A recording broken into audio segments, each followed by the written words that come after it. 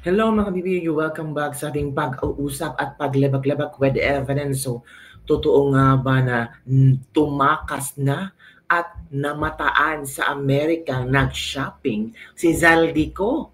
Halaka mga kabibig. Kaya pala sabi ng isang netizen, kaya pala atras abante si Benny Abante na ayaw na matawag itong si Zaldico sa investigasyon sa kamara. Sinabi pa nga ni Benny Abante, ano si Zeldico, resource person? Hindi ba member siya o ano ba? Kaya nataranta itong si Janet Garin at Abante na umatras. Pero sabi ng mga ilan, posible namang ipatawag yan si Zaldico at si ex-Senator Grace po tungkol sa insertions. Ilang bilyones ba ang insert nila sa budget? Naku, maghintay tayo. Pero itong kabibigha, totoo nga ba na nandun na sa Amerika si Zaldico? Zaldico? Well, nag-post naman, I don't know kung kang Claudine Ko ba yung pinost na kung saan goodbye Philippines, welcome to America. Kung nandun na ang pamilya ni Claudine Ko, of course, alam na. Kasama na din si Zaldico at hindi pa namataan natin makikita natin si Zaldico sa Pilipinas kasi every now and then makikita magpapa-interview at niyurakan si BP Sara tungkol sa impeachment, tungkol sa 125 million confidential funds. Pero sila pala, bilyones ang ninanakaw sa Pilipino at mapagmay-ari pa ng mga contractors, 'di ba? Mga kumpanya na sila ang mga kumukuha ng proyekto ng flood control projects pero mga ghosts pala. Mga kaluluwang ligaw pero ang pera napunta sa kanilang mga bulsa. Mga tambalos-los nga, mga crocodile. So ito kabibigha, may video akong ipapakita sa inyo kung totoo ba ito. Kasi mga tao nagmuni-muni, nagsabi-sabi ko noon na si Zaldico ay nasa ano daw sa Pilipinas, sa Amerika. So ito may video tayo dito mga kabibig. Panoorin natin to nga. Ay, kamunahan, reload page pa to. At mga kabibig, nasan ba yun? Ito. Wait for a while. Panoorin natin, palakasan natin ang volume nito. Ito na kabibig ha. Tinanong si Toby Tiangco. Since na-mention nyo kanina si Congressman Ko, or ulit natin sinasabi na siya na lang makakasagot sa bato nito. Because diba, sino pang makakasagot? Wala na records eh. Pag hindi pa niya nasagot yan, nako, ano nangyari dyan? Paano na palitan yan nung imposible? Saka sabi nga ni Vice President Sara Duterte noon, there are only two people who runs the budget, Zaldico and the Speaker. So ngayon po, do you support the idea po na ang dapat na number one na ma-invite sa mga Senate hearing regarding po sa mga flood control projects ay si mismong Congressman? Yes. Tama. And dapat po itong sa Zaldico ay umattend talaga sa magandang pagkita. Of course. Kung wala po siyang tinatag. Correct.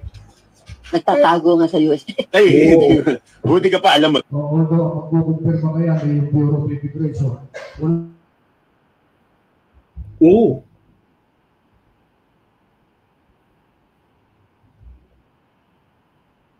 Hala. So ilang buwan na po yung isang kontraktor na anak niya ay congressman na kumukupo doon sa project ng kanyang anak na congressman ay wala na rin sa Pilipinas. Ala. So more or less, itong mga pinapatawag na ito, kung ipapatawag man, ay baka hindi na rin sumipot at ang naiwan na lang ay yung managers o yung kanilang mga pinilang presidente ng kompanya na hindi naman siguro kayang sagutin yung mga katanungan pagdating po sa Senado.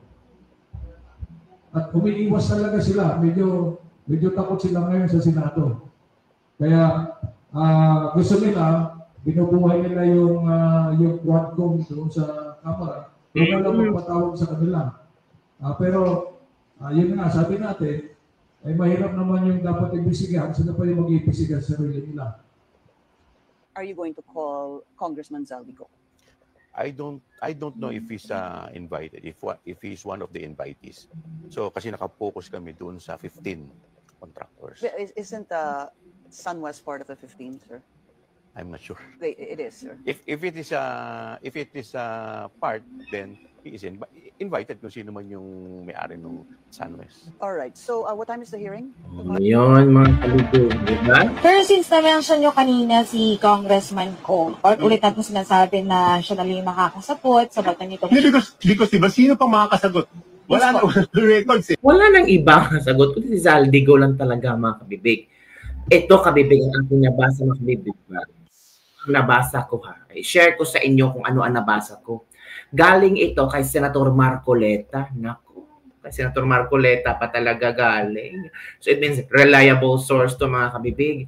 Yung mga personalities, mga kabibig, ito from GMA News Online, personalities linked to anomalous flood control projects already out of country. Nako, wala na, umalis na sila. Iniwan na. Diba? So, posible. Ito ha, pasahin natin ha.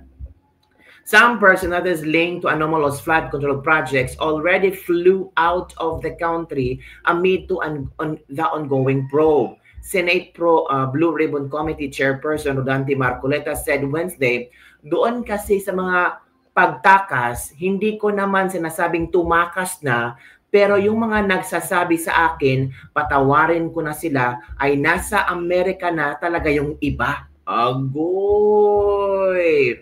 Marcoleta noted that the Senate panel has no power to issue a whole departure order but only to request for a lookout order against the involved personalities.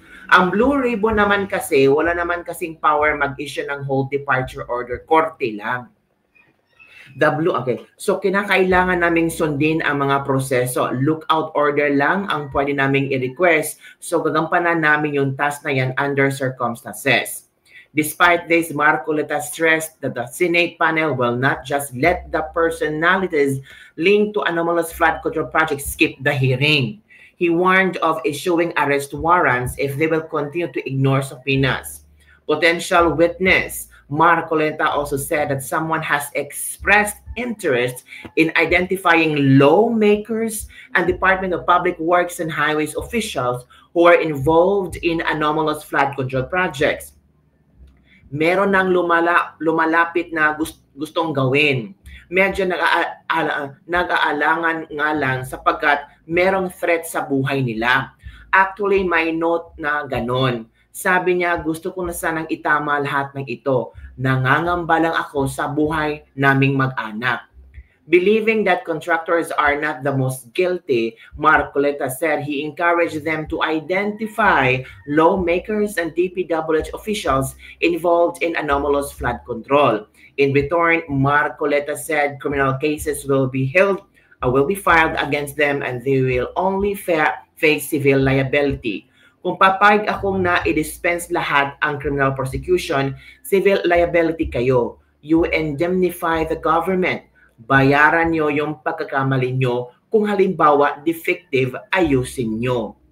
Pero magturo kayo. So yung ituturo nyo will be subjected to criminal prosecution. Ganon na ang gagawin natin. Marcoleta clarified that the former DPWH chief Manuel Bunuan may still face liability even though he was excused from the Senate hearing on Monday following his resignation. So yun nakakabibig. Tumakas na daw sa Amerika. Umalis na. Merong whistleblower na si Marcoleta pero natatakot lang sa kanyang buhay. Naka-receive na mga threat kung ano ang kamangyari sa kanyang kinabuhay, mga kabibig. So yan, mga kabibig, ang ating pinag-uusapan ngayon na sabi ng iba, namataan namin si Zaldico nag-shopping sa Amerika. Wow! Hindi bothered, hindi stressed, hindi depressed sa mga pangyayari sa Pilipinas ngayon. So bali nag-enjoy lang sa Amerika? Yun ba ang sabi ng ilang netizen? Grabe din ang mga speculations ng mga netizen ba? Ay, baka nag-shopping na sa Amerika or baka nag-enjoy sa ibang bansa, baka nag-party-party, baka nag-hike. Lahat ng mga iniisip ng mga netizen na pwedeng, tawag dito, posibleng nangyari sa pamilyang ko. Pero kung talagang walang tinatago si Zaldico, aaten siya sa mga hearings. Uupo siya doon, sasagutin niya ang mga tanong at kung pwede, mag-volunteer siya bilang resource person para ma-discuss niya ang mga insertions at kung sino ang nagpa-insert at kung sino pang mga congressman na tumulong sa kanya for the insertions of those budget.